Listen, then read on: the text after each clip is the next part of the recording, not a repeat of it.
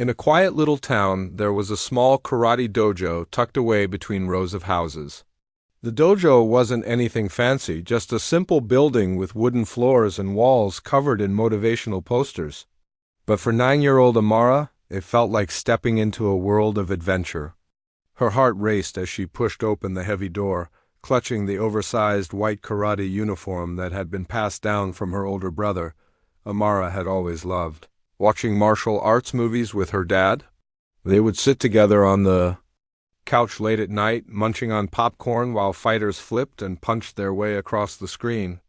Every time the hero stood up to bullies or saved the day, Amara would jump off the couch and try to mimic their moves. Now finally, she was about to learn the real thing. Walking into the dojo, Amara felt both excited and nervous. The room buzzed with energy as kids of all ages stretched and practiced punches. Some were already wearing colored belts, showing how far they'd come in their training. Amara looked around, feeling out of place in her baggy GI. She tugged at the sleeves, trying to make them fit better, but they still hung loosely around her arms.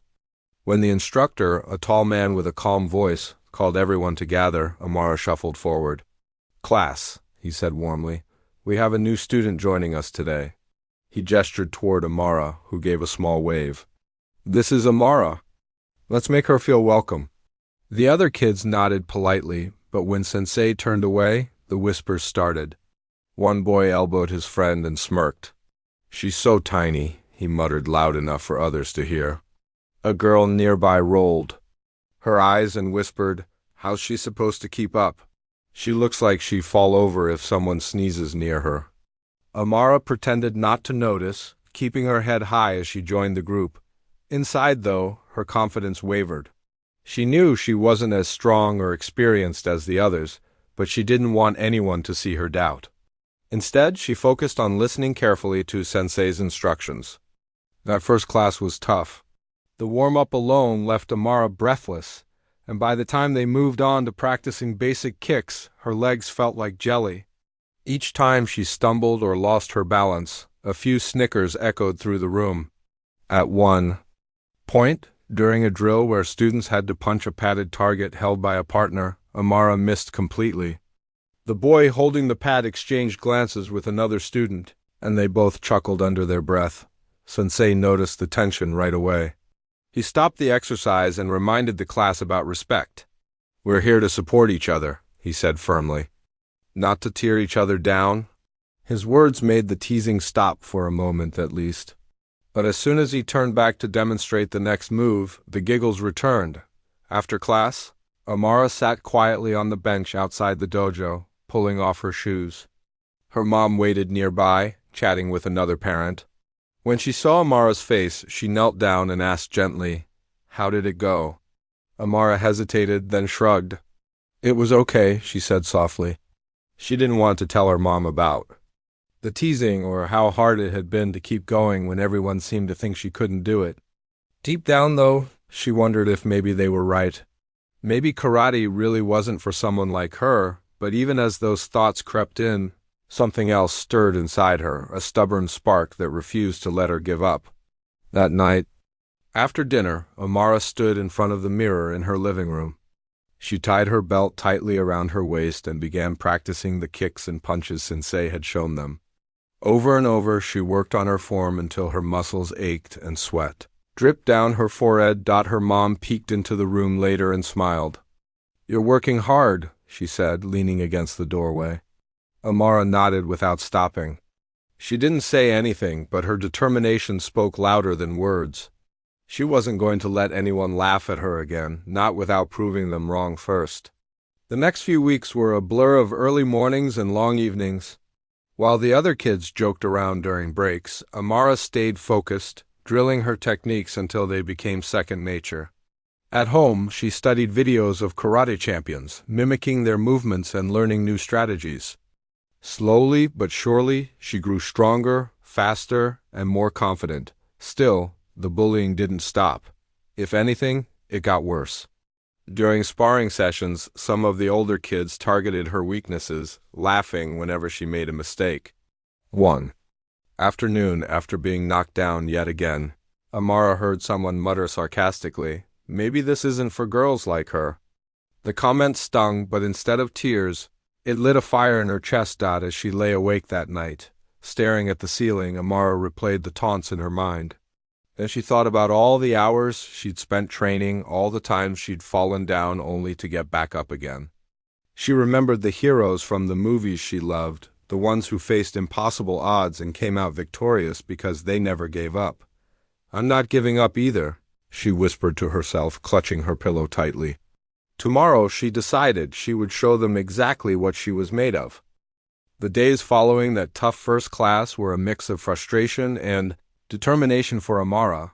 Every time she stepped into the dojo, she could feel the eyes of the other kids on her, some curious, others mocking. They weren't outright mean.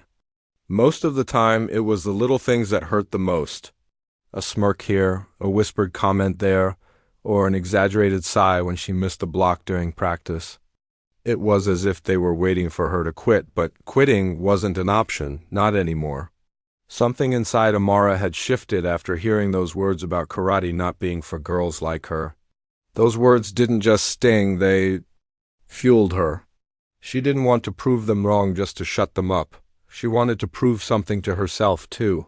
Could she really do this? Could she hold her own in a room full of kids who thought she didn't belong?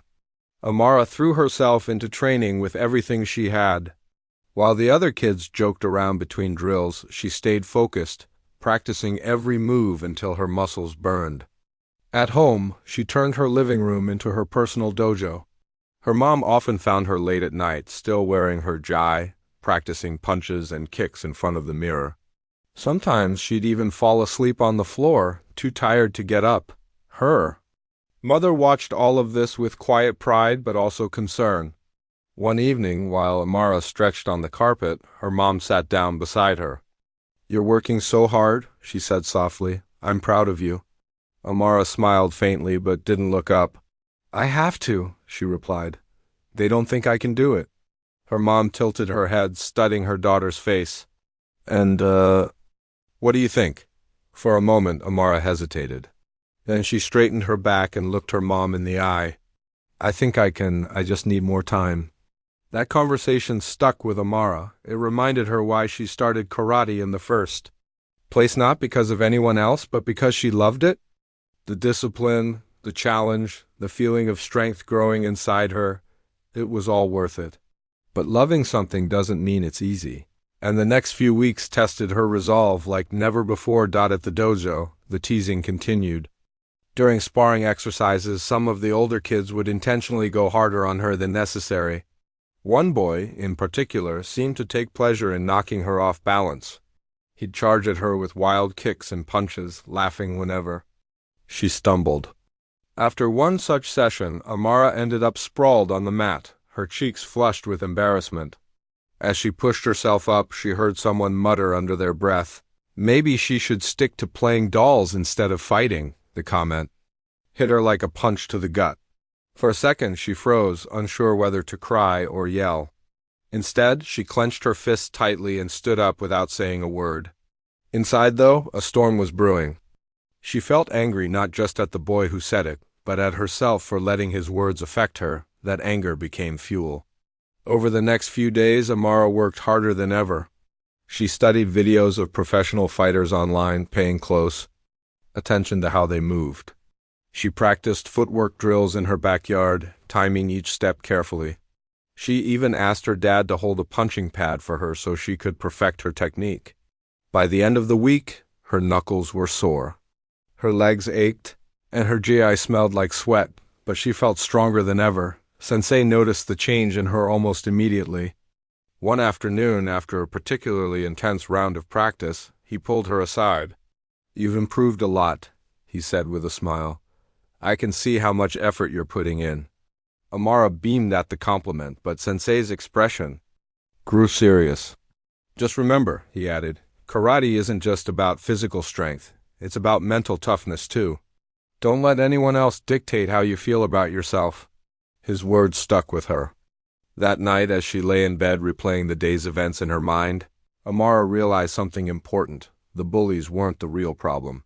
The real battle was happening inside her head. Every time she doubted herself, she gave them power over her. But if she could stay confident even when things got tough, she could take that power back. The turning point came during a regular sparring session. This time, instead of shrinking under the pressure, Amara decided to embrace it. When her opponent lunged at her with a kick, she sidestepped smoothly, using his momentum against him. The move surprised everyone, including the boy who had been teasing her earlier. He stumbled forward, caught off guard, and glanced back at Amara with wide eyes. "Good job," Sensei called out, clapping his hands. "See how staying calm helps. You react better?" Amara nodded, a small smile tugging at the corners of her lips.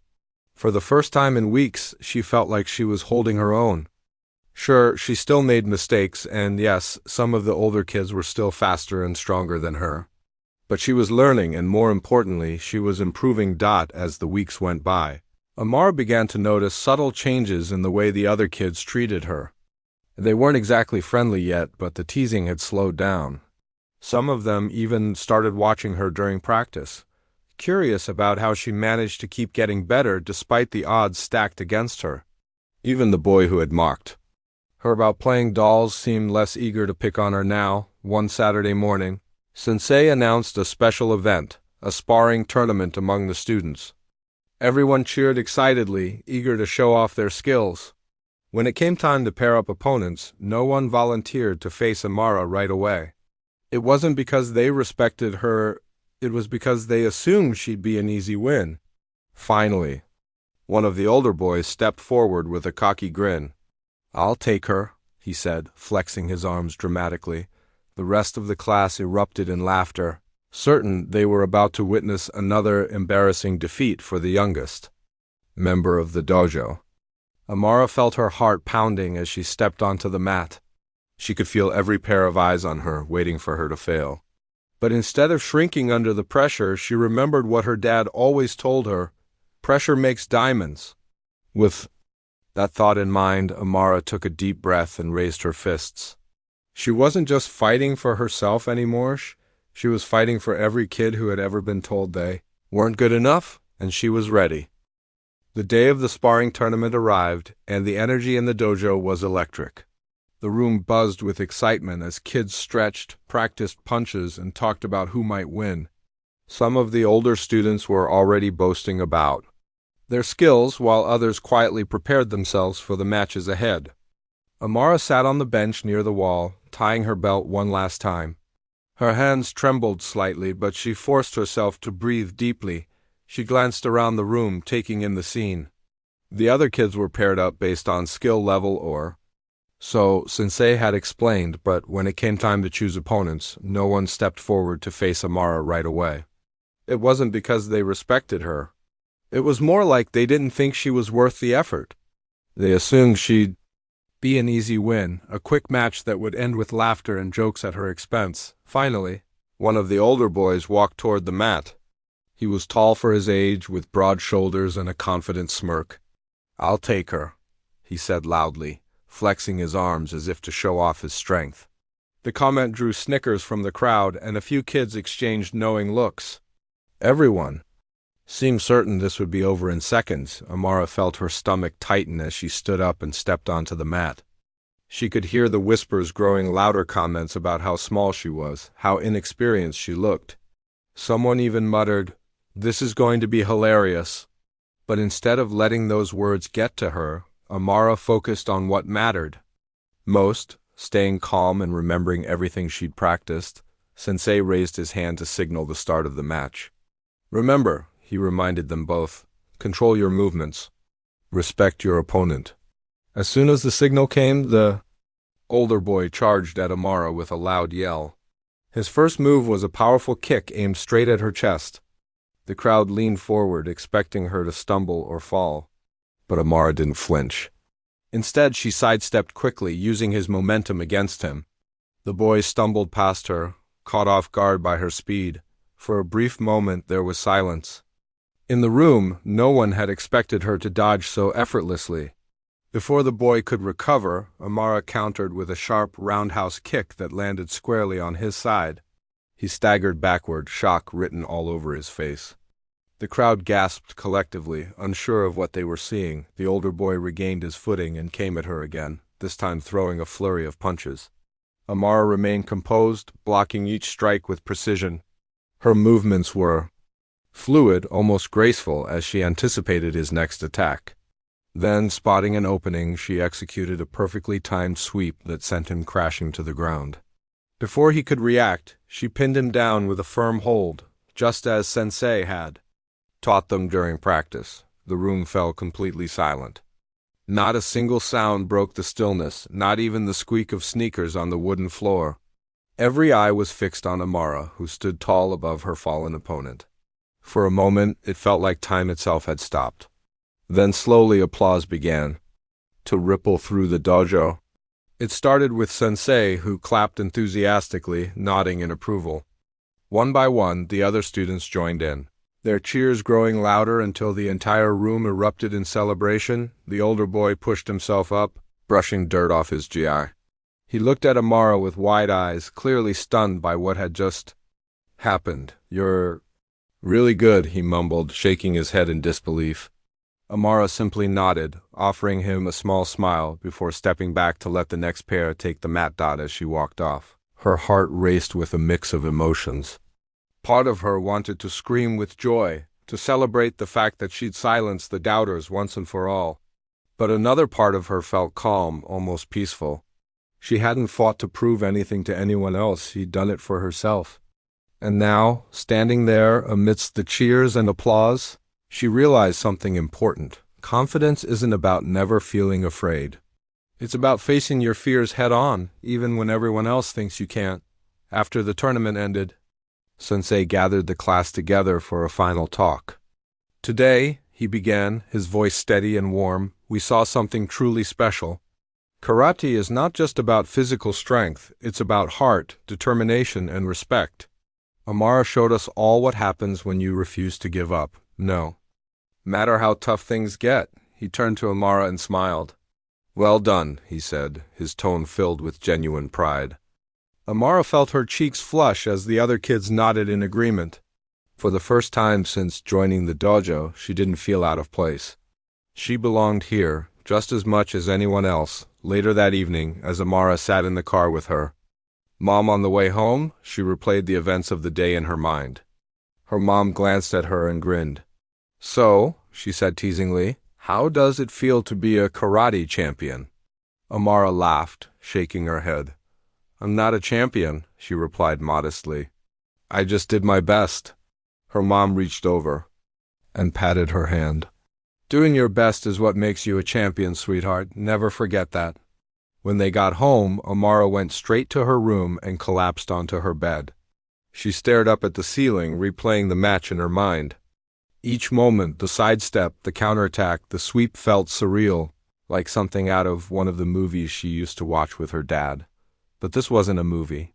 This was real life, and she had won not just the match, but also a newfound sense of self-worth. That night, as she drifted off to sleep, Amara thought about how far she'd come since her first day at the dojo. She remembered the teasing, the doubts, and the late nights spent practicing alone. But most of all, she remembered the fire inside her that refused to go out. That fire had carried her through every challenge, every moment of fear, and every whispered insult. And now, lying in the quiet darkness of her room, she knew one thing for sure: she was only getting started. The days after the tournament felt different for Amara. Something had shifted in the air at the dojo, and it wasn't just because she'd won her match. The other kids, who once laughed or whispered behind her back, now looked at her with a mix of respect and curiosity. Some even approached her during breaks to ask questions about how she trained or how she stayed so calm under pressure. Amara didn't gloat or act superior, she simply shared what she knew, offering tips and encouragement whenever someone asked. But it wasn't just the kids who noticed the change. Sensei seemed especially proud of her progress. One afternoon, after class, he called her over to talk. "You've come a long way," he said, his voice warm but serious. "I'm not just talking about your skills, I mean your attitude, your focus. You remind me of why I started teaching karate in the first place." Amara blinked, surprised by the compliment. Thank you, she said softly, looking down at her feet. She wasn't used to being praised like this, especially not by someone as respected as Sensei. He smiled and placed a hand on her shoulder. Don't sell yourself short. You've earned every bit of respect you're getting. But remember, true strength isn't just about winning matches. It's about how you carry yourself, how you treat others. Keep that in mind as you grow. His words stuck with her long after they finished their conversation. That night, lying in bed, Amara thought about what Sensei had said.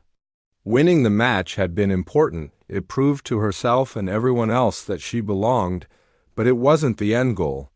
Karate was about more than just physical strength or beating opponents. It was about discipline, respect, and becoming the best version of yourself. Over the next few weeks, Amara continued to push herself harder than ever. She still practiced at home, drilling her techniques until they were second nature, but she also started paying closer attention to the lessons Sensei taught during class. He often talked about things like patience, humility, and perseverance, qualities that couldn't be measured by how fast you could punch or how high you could kick. Slowly but surely, Amara began to see karate in a new light. It wasn't just about fighting. It was about growing as a person. One Saturday morning, Sensei announced another special event, a demonstration for parents and friends. The students would perform various techniques, forms, and sparring exercises to show off what they'd learned. Everyone was excited, buzzing with ideas about which moves to showcase. When Sensei asked if anyone wanted to volunteer for a solo performance, Amara hesitated. She hadn't planned on stepping forward. Public speaking, or in this case, public performing, wasn't exactly her thing. But then she remembered something her dad had told her. Sometimes you have to take risks to grow. Taking a deep breath, she raised her hand. Sensei's eyebrows shot up in surprise, but he nodded approvingly.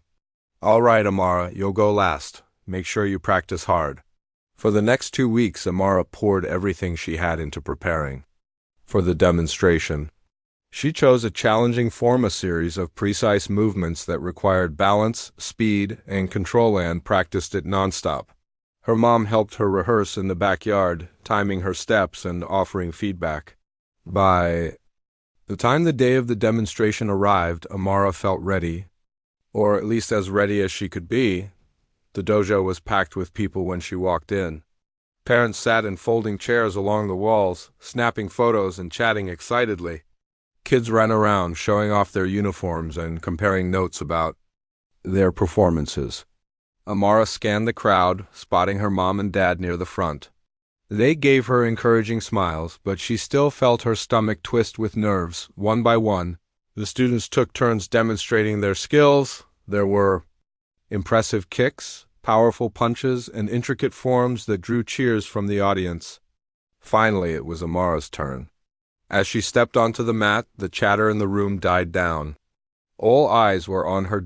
She bowed deeply before beginning her routine, just as Sensei had taught her. Then, taking a deep breath, she launched into her form. Every movement was deliberate, every step calculated. She moved across the mat with confidence, her ji swishing softly against the wooden floor. Midway through, she added a jump-spinning kick, move she'd been practicing for weeks, and landed it perfectly. The crowd erupted into applause, clapping and cheering as she completed the final pose. When she finished, Amara stood frozen, for a moment unsure of what to do next. Then, slowly, she turned to face the audience. Her parents were on their feet, beaming with pride. The other kids in the dojo clapped loudly, some even whistling. For the first time, Amara didn't feel out of place. She felt like she belonged right where she was. After the demonstration, several parents came up to congratulate her. One woman told her, "You were amazing. My son couldn't stop talking about how skilled you are." Another man shook her hand and said, "Keep working hard, you've got a bright future ahead of you." Each compliment made Amara smile, but none meant as much as the hug her mom gave her afterward. That evening, sitting around the dinner table with her family, Amara reflected on everything that had happened.